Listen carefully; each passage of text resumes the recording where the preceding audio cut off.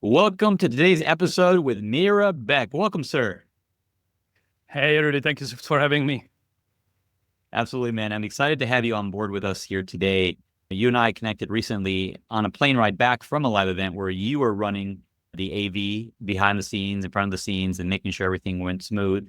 So I'm excited to have you on. We've known each other for so many years, but we haven't got you on the show yet. Today's the day. Very excited. A little bummed that I'm like number 85, but I'm still excited to be here. Hey, you're closer to 100. That's by the time this comes out, you'll probably be like number 95. So you'll be up. But for our audience who is meeting you for the first time, Mira is actually the founder of Black AV and Overnight Success Studios. He actually has two event production companies that helps coaches, consultants, and educators who deliver high impact, high value events. You've been in the business for over 20 years and done over 1,000 events. And your goal is to make speakers and experts look and sound professional, ensuring their message resonates and that their audience converts into their next event or their next program. A lot of experience to share today. I'm excited to have you. Yeah, thank you for having me. And I think you said Black, so before people start Googling Black AV, it's Beck, B-E-C-K, like my last name. Just to set the record straight and make sure that the Black AV, if one exists like that, doesn't get all the leads. Hey, maybe you can buy that link. That actually sounds pretty awesome.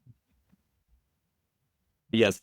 Go to Beck AV. And by the way, I'm just going to let everyone know right now at the beginning of this episode, at the end of this episode, you have an opportunity to connect with Mira. We're going to include his link here in the chat if you want to have a consultation about AV or your event. And I'll just let you know what it is right now. It's chatwithmira.com. So chatwithmira.com. I'll mention it again in the episode, and we're going to include it in the link as well. So Mira, tell us a little bit about your background, and how did you get into the live event and virtual event production industry? Yeah, so I came here from the Czech Republic in 1997, kind of did my regular thing from delivering pizza to washing dishes to doing everything in between to kickstart the American Dream journey. And then I went to school for TV and video production. And they were grooming me to work at the news station, running a camera and stuff. But I just never felt like doing that. So I started my video production company right out of school and started with weddings and corporate videos and things like that. But then one time I got a call from an event planner. Well, there's no mistakes, no coincidences, but it was basically a call that the hotel recommended a photographer by accident instead of a videographer. And the photographer recommended me for the video. So it was very much divine. And I did my first event over 20 years ago now. And I still remember just back of the room with one camera recording the show and seeing for the first time the multi-selling environment. It was like 15 speakers and marketing, sales, all these different things. And I started just listening and my wheels were just spinning about how I can apply that to my video business. And I just fell right into the sales, marketing, and all the different education you get from these events. And then it happened again the second year. And then after that, I very quickly realized how the sound was awful. They were using the overhead speakers in the room. So my first investment was like, what if I just buy some microphones and a couple of decent speakers and add it to the video? Then I realized that editing from one camera, and back then we had the mini DV tapes, if you remember those, 1 hour long. And I would tell the speakers going on the stage that in 1 hour, I'm going to show them this cardboard sign with number 5 on it. And they have to take a pause for 30 seconds so I can change the tape. Today, I would rather die than have this conversation with a speaker that's about to start selling. And I'm going to tell them that they have to change their tape. Anyways, so I started adding components for the sound. And I noticed the projector and screen was very expensive to rent from the hotels. So I invested into that. Then I got multiple cameras and a switcher, so I don't have to do the editing afterwards. And one event after another, I kept kind of adding in the pieces that I felt were falling short at the events when the clients were using the in-house AV companies. The last thing was like pipe and drape, so we can have the nice events. Because as you've probably seen the bills for pipe and drape alone from the hotels, and it's crazy. So I really just try to create a package, create a setup to serve my clients where they don't have to be nickel and dimed and spend a whole ton of money on their production. I interviewed them, asked them if money was no object, what would they want to have as AV? And then I went and bought everything and created what I used to call the dream package for years. And it was all included and just super simple. And then my business just skyrocketed. From that one event, I can see the pyramid of clients that I found through different masterminds and different coaching programs I joined as a member to learn, but also was able to bring some value to those members. And after 20 years, I'm looking back and it's crazy how every single client that came in was from that one event on the top of the pyramid. And now close to 1,000 events later and 20 years later, it's still going and it's going better and better, always upgrading, and now 4K and all this digital sound and everything that's available to us now. No more mini DV tapes. It's all hard drives and easy recordings and computers. So that's kind of the story in a nutshell. It was definitely a ride, and I'm just happy and grateful for every minute of it, for sure. Perfect, man. Thank you for sharing that background. And you made a point there about you went from just, hey, being asked to be a video guy to just finding more ways to help, eventually taking on a client, eventually having several clients, joining mastermind programs that you invested in, and then also you learning how to help your clients start running their events and signing people up into their mastermind programs as well. So it sounds like masterminds and events have not just been your business, but a part of your development as a person and as a company. One of the things we pride ourselves with on the show is jumping right into like the value golden nugget for our audience. And in the green room, you and I talked about when people are doing an event, how do they do their event in a way where it becomes an asset that continues to make them money, maybe even while they're sleeping after the event. I think that's a unique topic for you to discuss, and love to jump in and just hear what you have to say about that. Yeah, it's a great question, because it was early on when I realized, even back during still we had DVDs and all that, but I noticed how at a lot of the events, people don't put any attention to selling the recordings. So at the best, they just like, hey, we are recording this, you can buy it if you want. Like there was no selling of that and actually building up the value. And then I've seen some stats, I don't know exactly the numbers, but basically you go to an event and you forget most of the stuff within days. And if you're taking good notes, maybe you retain something, but you invest the money for the plane ticket, for the hotel, your time and everything else. And then you don't buy the recordings and preserve that information. And if you ever listen to something more than once, I used to listen to Zig Ziglar CDs and a lot of different things, but I think Can Grow Rich like 6 times. And every time you read it, you find something new that you didn't hear before, even though you could have sworn that you read it, but it didn't register. So I started looking at the events and the recordings the same way. And after seeing how underutilized they are at the events, I started coaching the clients to spend 5 minutes and tell the story about how much you remember, how long, and if you listen to it multiple times, you retain it better and things like that. So that was helpful, because then they started actually selling the recordings. And if you do it right, you can really use AV not as an expense, but more as an investment, because I had a ton of clients that would not only break even just on the sales of the recordings, but I had a client that made over $50,000, which is way more than what he paid me, just selling the recordings alone. So I kind of sat down at one point and wrote down a list of things that I would share with my clients before we do events. And there's just many ways to repurpose the recordings. And it's not only selling the actual recordings, but you can chop them up into pieces and create bonuses when people are buying tickets to the next event, for example. You can obviously sell the whole thing as a membership platform. You can have different assets in that, and you can have paid membership. Now you can take it and do a bunch of social media content from the snippets of your presentations or your speakers' presentations. So there are just a lot of different ways if you do it right. It's an asset creation opportunity, especially these days with social media. Like back 20 years ago, there was no social media, but nowadays everybody needs more content for all their platforms. And I feel like by not recording the events, you're leaving a lot of money on the table. And then there's one that could be not profitable, but also could be worth millions of dollars possibly. And that is recording your event just purely for having the record of everything that's been said from the stage, especially when you're offering masterminds, coaching programs, courses, etc. Because there've been times where there's a client that suddenly gets bitter and gets buying remorse or whatever and starts to saying things that maybe are not true. And having, God forbid you get actually sued, which I've seen before as well, if you have the documentation, if you have the recordings, you have a proof of exactly what you said word for word, that can't really be challenged. So I always tell people, even if they decide not to record it, at least put a camera on the wide shot in the back of the room, do it yourself, whatever works, but do something to cover your back, because otherwise it will probably not happen. The chances are slim, but the one time it does, it can become very expensive. Very good point. There's a lot of benefits and reasons to recording your event, liability perspective, as well as feedback. They say the camera doesn't lie as well, to go back and be able to watch yourself, watch your mannerisms, remember things that we may have forgotten or distorted in our minds. But also, again, coming back to the asset, the recordings, and how to strategically use the recordings in a way that not only can recuperate the potential investment with you, but also make them a whole lot more money and set up their next event and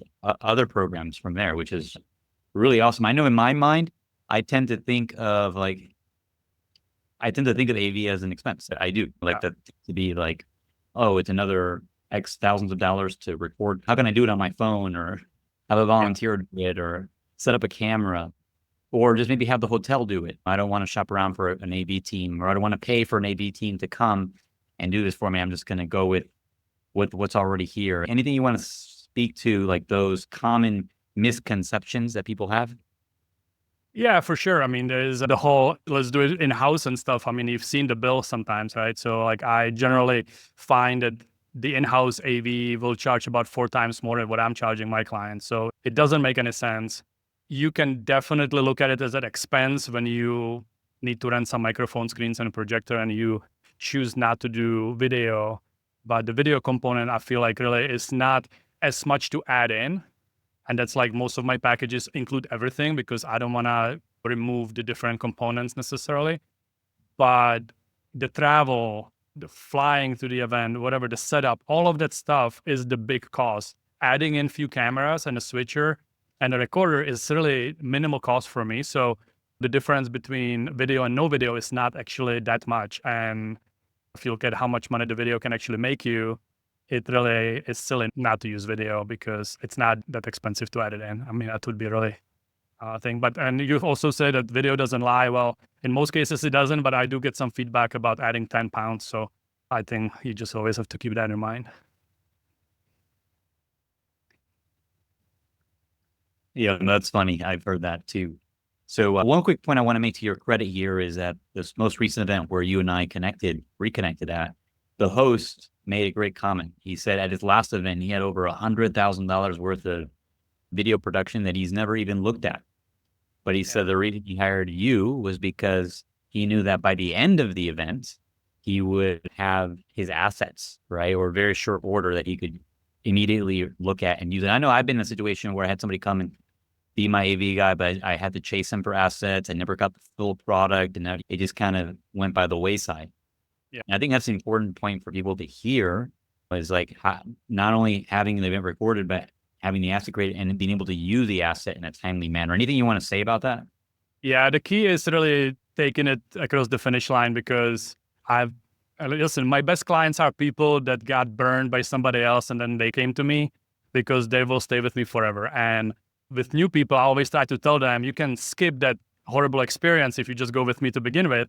And it's kind of always tongue in cheek. We laugh a little bit, but it's true. Like the stories I've heard, people getting quote for video, and they're like, oh yeah, we'll take it. They go do it. And then at the end, they get a hard drive with 3 different camera angle raw footage that, because editing wasn't included. And if you pay another $10,000, they'll edit it for you.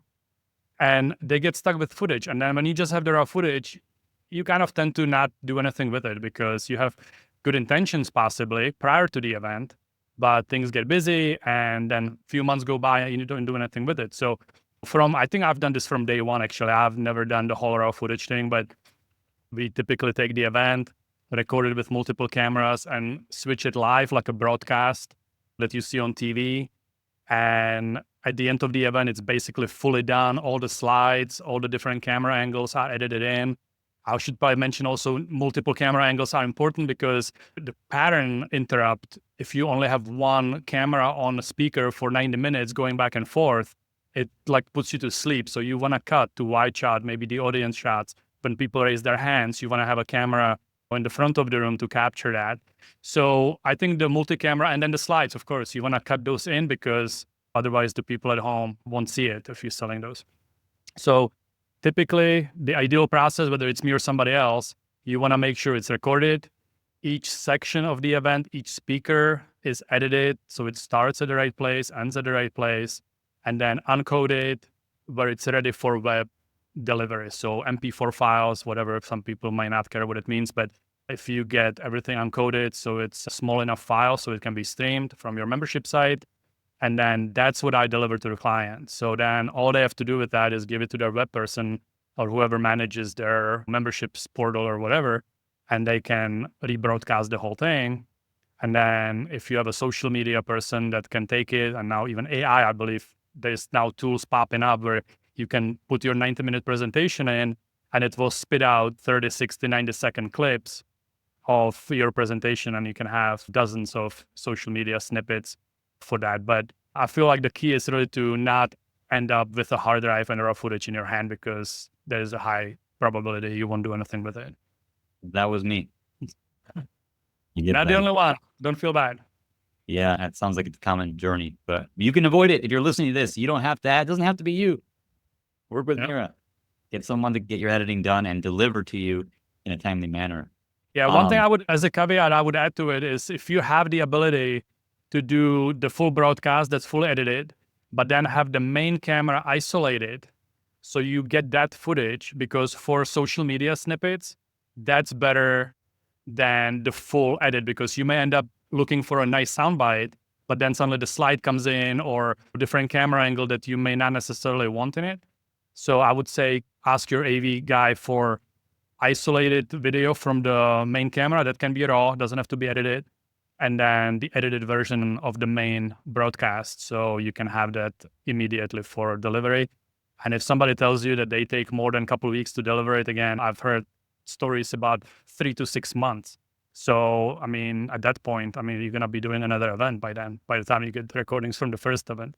So also just ask the right questions when you're hiring somebody for the delivery turnarounds and get something in writing so you can actually, and honestly, I just had a client a couple of weeks ago. They wanted me to transfer the raw footage from the main camera on a hard drive so they can take it home right after the event and get going right immediately, not waiting a couple of weeks for me to give them the main stuff. So hopefully those are like a good little tidbits when you're interviewing potential companies. Request the main camera, isolated raw footage as quickly as possible, and you can turn that around and use tools. I use Opus as an AI tool, and I can pull segments out right away, which is great. Mira, let's come back over to this idea of why do an event? Why do an event?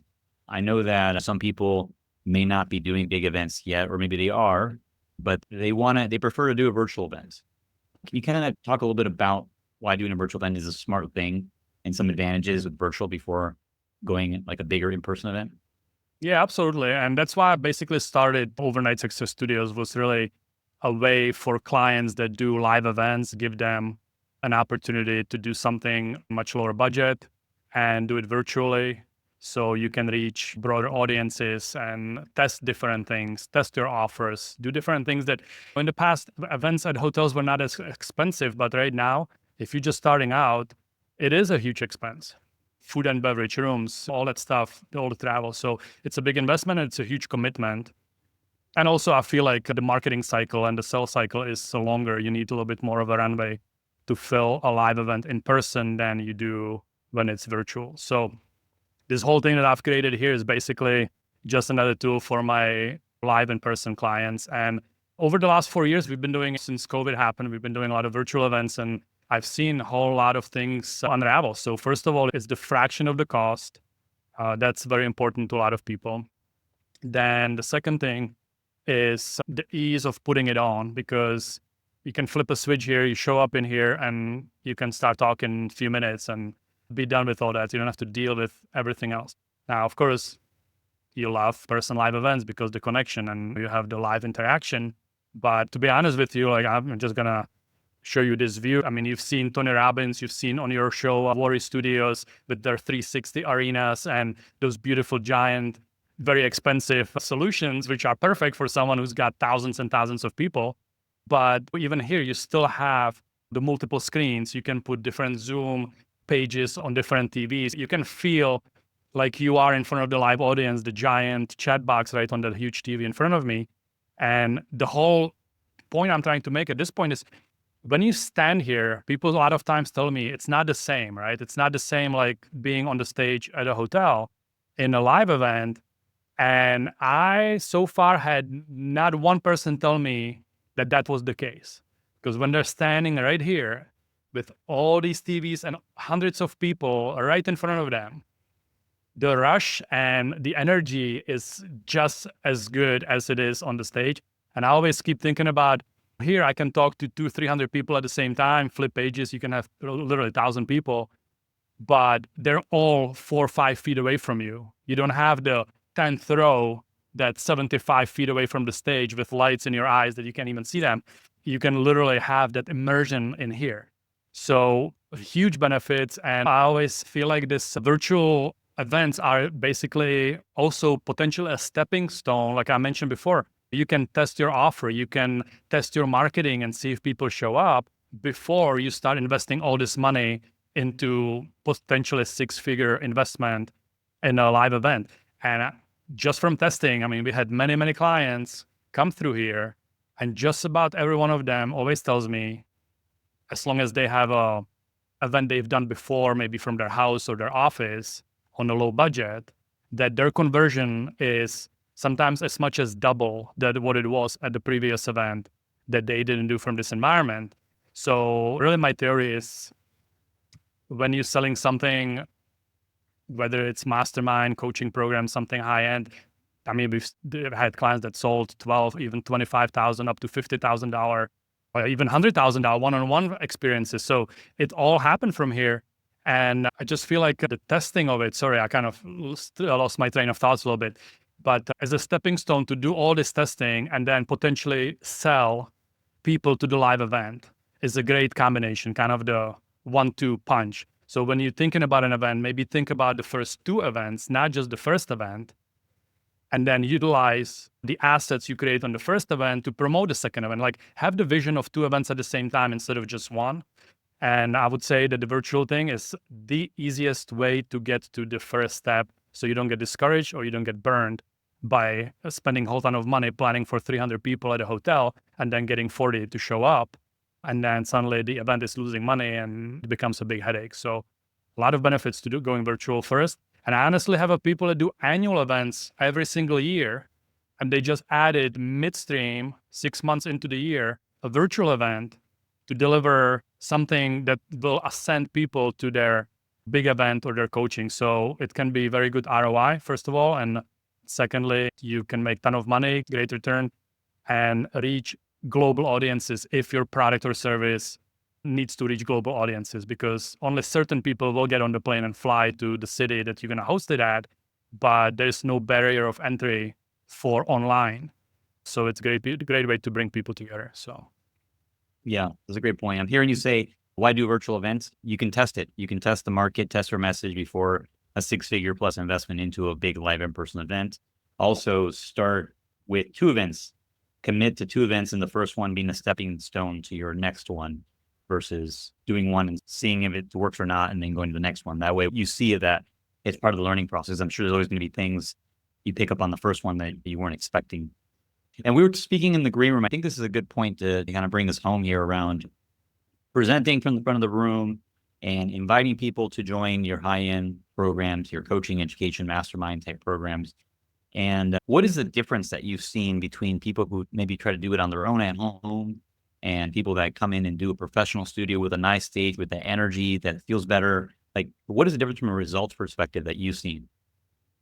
yeah, so like I mentioned, like I had people that have done webinars before at home and come here and literally double their conversion. I had people that would sell high-end coachings and leave here with multiple 6 figures and virtually almost no overhead except for the small fee that I'm charging. But the biggest feedback, so this is from the sales perspective, they all agree that they are selling more when they do it from this environment. And my theory, if you're watching this and you're the buyer and you see that somebody put in the effort, and whether it's like the Tony Robbins version or if it's version that I have, it doesn't really matter, but at least people feel like you put in some effort, that you really are for real. And your information may be the same, the deliverables may be the same, everything may be the same, but the front end, when you're building the rapport with people, I think kind of stepping in with your best foot forward is a key. And the other side of it is obviously the support, because at home, typically you end up doing your own tech unless you have maybe somebody to help you.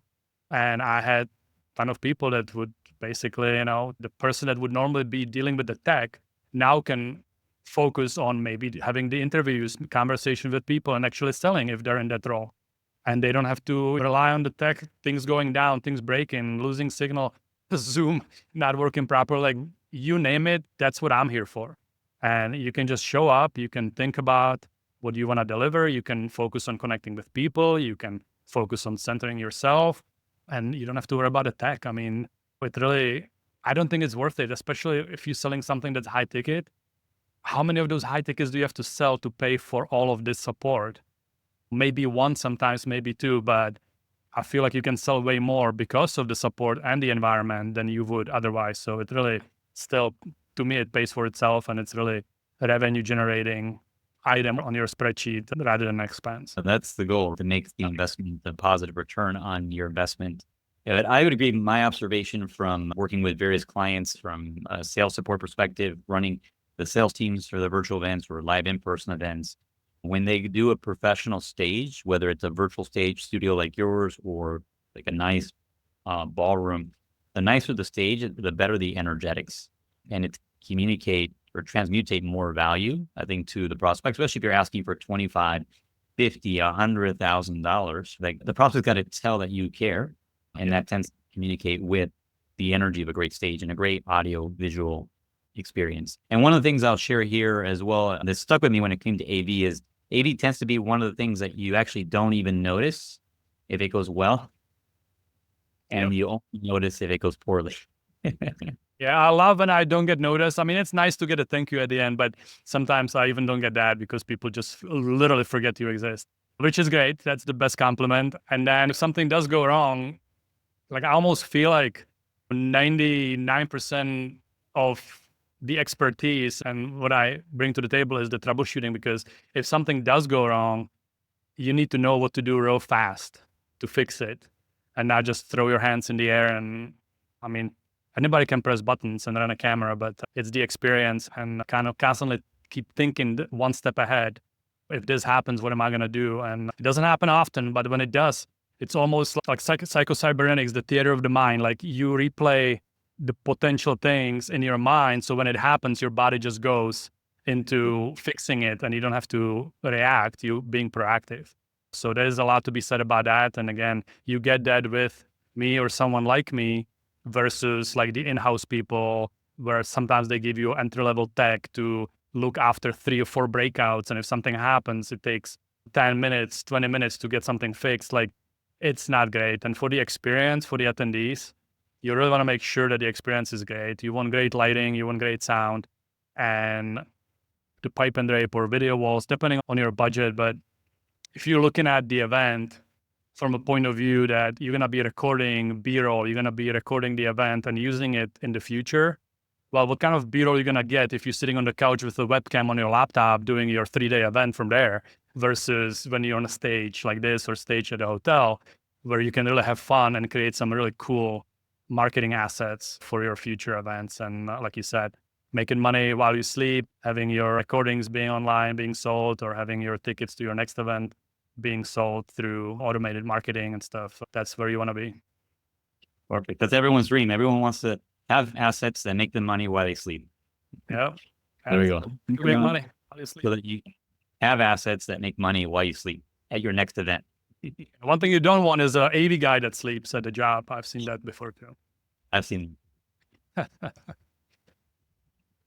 Awesome, Mira. Any final comments or words of advice for our audience as we wrap up today? Yeah, I think for this audience, I would really say, if you're going to do an event, budget some money for good AV from the beginning. Don't look at it as the last thing. Don't spend all your money on food and coffee and whatever else at the hotel. And then as a last second, you try to do something last minute that's not going to serve you. I've seen, honestly, a ton of events I've been to with the really big marketing guys, Gary Halbert and Dan Kennedy, all those places. you get water and a pen and paper, and that's all you get. And you usually pay a whole lot of money to be in those rooms, and no one's ever complaining. So yeah, there's something to be said for being a good host and maybe serve some food, snacks, breakfast, whatever, if you have the budget for it.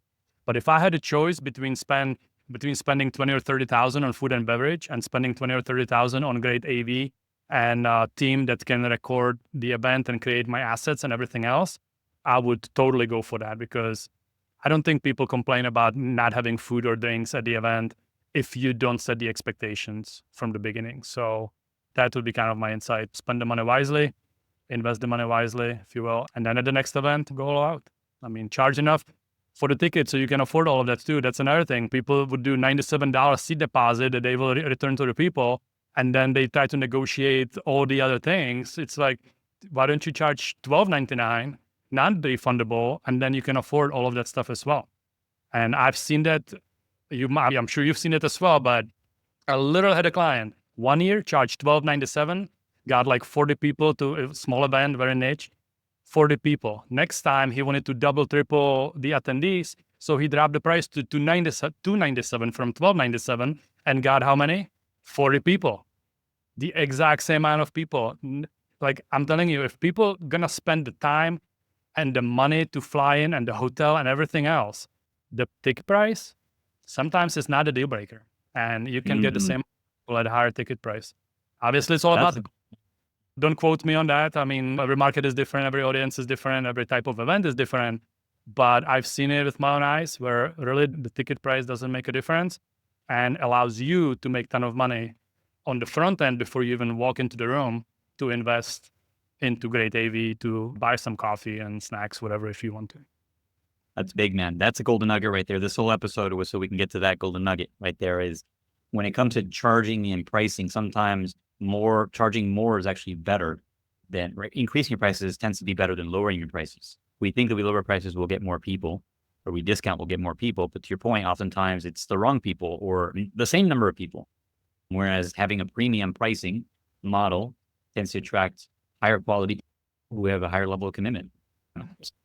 That's a whole nother topic of conversation. I call that pricing strategy. Amira, this has been a little beyond AV, but after 1,000 events and 20 years, I've seen it all, and I'm happy to share a lot of information. So if people actually want to contact me and chat about their event, whether we do something or not, I'm always happy to give some value, especially when people come from sources like friends like you. And even down to setting up the room, like I have developed this talent to walk into a ballroom and in 10 seconds, I can tell you how it needs to be set up to support sales and intimacy and all of that stuff. Unlike the hotel will typically try to spread everything out and create giant gaps and empty spaces in front of the stage. And don't get me started on that. I know that's for another time, but if anybody wants to chat with me, I'll be happy to help them with other things than just AV for sure. Perfect. Thank you, Mira. All right. So you're listening to this, check out the link below here in the show notes, or you can write this down. It's chatwithmira.com, chatwithmira, MIRA.com. You can book a complimentary 30-minute consultation with Mira to talk about your first or next upcoming live, in-person, or virtual event. Thank you again, Mira. It's been wonderful to have you on the show today. You're welcome, Rudy. It's always a pleasure chatting with you, and have an amazing day. I appreciate the opportunity to speak with you. Appreciate it, man. Thank you. That's a wrap.